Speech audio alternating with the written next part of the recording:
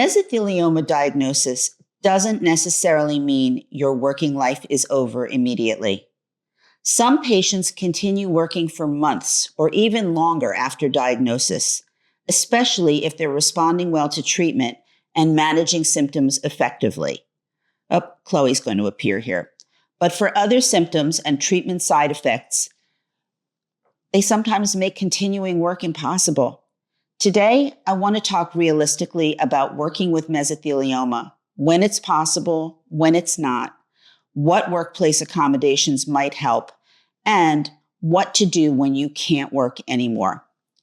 Hi, I'm Terri Oppenheimer. This is Chloe Oppenheimer, and I've been writing about mesothelioma and asbestos for the website mesothelioma.net for over a decade. I'm not a physician, and this is not medical advice. But understanding your options around work and disability, it's critical for financial planning. Whether you can continue working after a mesothelioma diagnosis depends on several factors: the stage and progression of your disease, the severity of your symptoms, the type of work you do, the treatment you're receiving and its side effects, and your overall energy and functional capacity. Some patients are diagnosed at relatively early stages before symptoms are severe. If your mesothelioma was caught incidentally on imaging done for another reason, or if you sought medical attention for mild symptoms and were diagnosed early, you might feel well enough to continue working initially. If your job is primarily sedentary, it's office work or computer-based tasks or consulting, you might be able to continue longer if your job requires significant physical exertion. Someone who works a desk job can continue working with mild shortness of breath that would make construction work or warehouse work impossible. Treatment schedules will definitely affect your ability to work. If you're receiving chemotherapy or immunotherapy treatment, days and days immediately after often involve significant fatigue and side effects. Some patients arrange to work part-time or on modified schedules around their treatment. Others find that treatment side effects make any work impossible. I'm going to take a break here and ask you a quick favor. If you find these videos helpful, please hit the like and subscribe buttons below. It makes it easier for other people who need this information to find us. Also, if you have questions or there's a topic you'd like to see addressed in a future video, send me a note in the comments section. And make sure you watch until the end, because I'm going to give you valuable information on where to find resources that will make a real difference for you. Now, there are plenty of legitimate reasons to continue working if you're able to. Some patients choose to continue working because work provides structure and purpose, social connection, normalcy in the midst of a medical crisis, and income and benefits that they need. But there are also good reasons to stop working. If continuing to work is exhausting you and leaving no energy for treatment, recovery, or time with family, it may not be worth it. If work stress is negatively affecting your health or mental well-being, stopping might be better. If you're missing medical appointments or delaying treatment because of work obligations, your priorities need to shift. Let's take a second to talk about workplace accommodations. Under the Americans with Disabilities Act, if you want to continue working, but you need modifications to your job, your employer may be required to provide reasonable accommodations. These might include flexible scheduling to accommodate your medical appointments and treatment, providing an option for you to work from home some or all days, allowing you to schedule reduced hours or to work part-time, modifying job duties that require less physical exertion, additional breaks throughout the day, or ergonomic adjustments to your workspace. To request accommodations, you need to inform your employer that you have a serious health condition. You don't have to disclose your specific diagnosis if you prefer not to, though many patients find that being straightforward is easier. Provide medical documentation from your physician supporting the need for accommodations. Work with your employer and your human resources department to identify which accommodations would allow you to continue performing your essential job functions. Employers, they're required to engage in what's called an interactive process to identify reasonable accommodations, though they don't have to provide accommodations that create undue hardship for the business.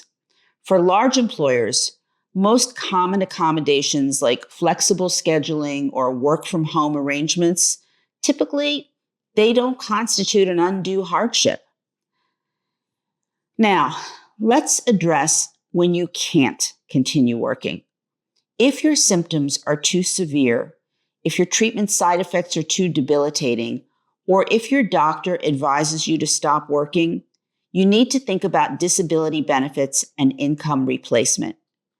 Short-term disability through your employer might provide income replacement for several weeks or months. Check your employee benefits to see if you have this type of coverage and what the claim process involves. This can be a really great way to bridge the gap while you apply for long-term benefits. Long-term disability insurance, if you have it through your employer or a private policy, can provide ongoing income replacement, typically 50 to 60% of your salary while you're unable to work. File your claim as soon as you know you can't continue working. Don't delay. If you're hoping you're going to get better quickly, mesothelioma is a serious condition that qualifies you for benefits. Social Security Disability Insurance, or SSDI, provides federal disability benefits if you've worked and paid into Social Security. Mesothelioma does qualify under Social Security's Compassionate Allowances Program, which fast-tracks approval for certain severe conditions. With proper medical documentation, mesothelioma claims can be approved in weeks rather than the months-long process typical for other conditions. To qualify for SSDI, you need to have previously worked enough to be insured under Social Security.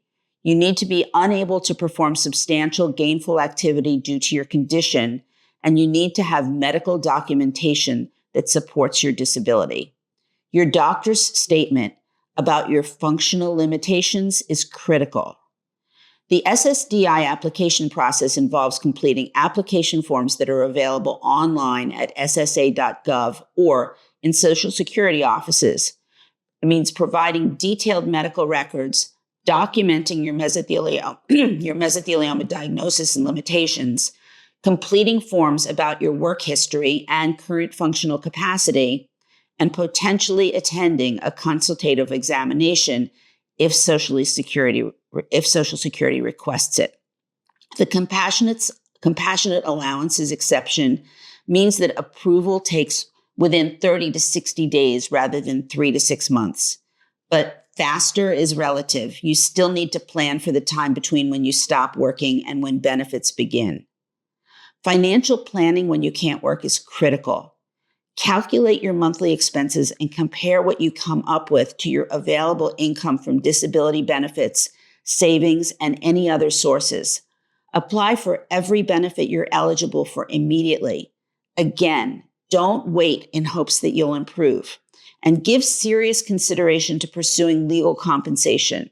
Mesothelioma lawsuits and trust fund claims can provide significant lump sum payments that will help you with expenses while your disability claims are being processed.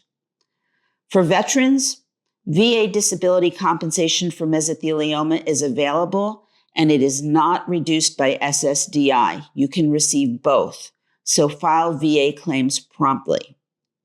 If you do have to stop working, address your practical matters promptly too. Notify your employer officially and make sure you understand your health insurance options. This may include COBRA continuation coverage from your employer or transitioning to your spouse's insurance or to Medicare if you're eligible. File disability claims immediately. Consult with a financial advisor if possible about managing resources, and think about whether early retirement benefits or other options makes sense. For many people, work is tied to their identity, purpose, and self-worth. So the emotional impact of leaving work shouldn't be minimized. Suddenly being unable to work can feel like losing part of yourself. This is a real loss that deserves acknowledgement. Some patients find that redirecting energy toward family, hobbies, or other meaningful activities helps. Others benefit from counseling to process the grief and the adjustment. One important note: if you're considering returning to work after initial treatment, discuss this with your medical team. Some patients who respond well to treatment find they can return to work, at least part-time. But this is a decision that should factor in your prognosis, your treatment schedule, and a realistic assessment of your functional capacity. Don't let pride or fear keep you from stopping work when you need to. Pushing yourself beyond your capacity doesn't help anyone and may harm your health. If you can't work, file for the benefits you're entitled to and focus on your health. So again, can you still work after a mesothelioma diagnosis? It depends on your symptoms, your treatment, and the type of work you do. Some patients continue working with accommodations while others need to stop immediately. When you can't work, disability benefits are available: short-term and long-term disability through employers, Social Security disability insurance with fast-track approval for mesothelioma, and VA disability for veterans. Don't delay in filing claims. For more information about disability benefits for mesothelioma patients, visit us at mesothelioma.net, or to speak directly to one of our helpful patient advocates, call 1-800-692-8608 or use the live chat feature on the website. As for me, remember to post questions below, and I'll see you next time. I'm not sure whether Chloe will be here or not.